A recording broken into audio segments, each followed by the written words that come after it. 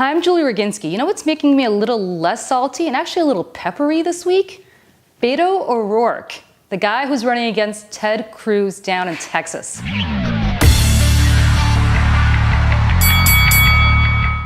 Here's why I'm pro Beto. One, obviously, he's not Ted Cruz. And is there a more disingenuous character in all of American politics than Ted Cruz? This guy makes Donald Trump look authentic.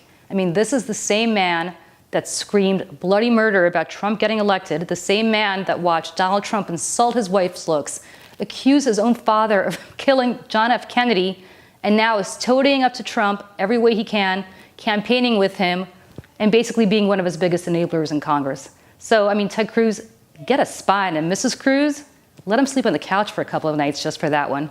Number two, the widespread appeal. Look, it's no secret that the Democrats have had their differences. We saw that in the primary last year. Now, Beto is somebody who could appeal to both sides. The guy doesn't take a dime of PAC money or lobbyist money, but at the same time, he's raised a tremendous amount of money from the grassroots, and he's energized both sides of the Democratic Party, which I think is essential to winning a state like Texas, which hasn't gone blue since Ann Richards was governor.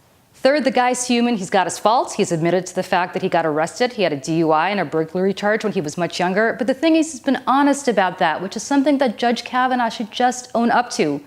I'm not talking about the rape charge, but you might admit you had more than a beer or two while you were hanging out with PJ and Squee and Tobin, lifting back in Maryland back in 1982. And four, the importance of capturing the Latino vote. It keeps growing and growing and growing in places like Texas. And Texas is integral to one day becoming a blue state once again, but not for the reasons it was before, not because it's a southern state that adhered to the old Dixiecrat model, but because it's a state that embraces this Latino culture, embraces its urban culture. Cities like Houston and Dallas, which are tremendous metropolises, places that actually respond to real Americans living all across this country and not just to the Trump demographic. Beto O'Rourke, thank you for making me so much less salty this week. You are a beacon of hope for us, and if you don't pull it off this year, not to worry, you have a bright future ahead of you, and we're all rooting for you.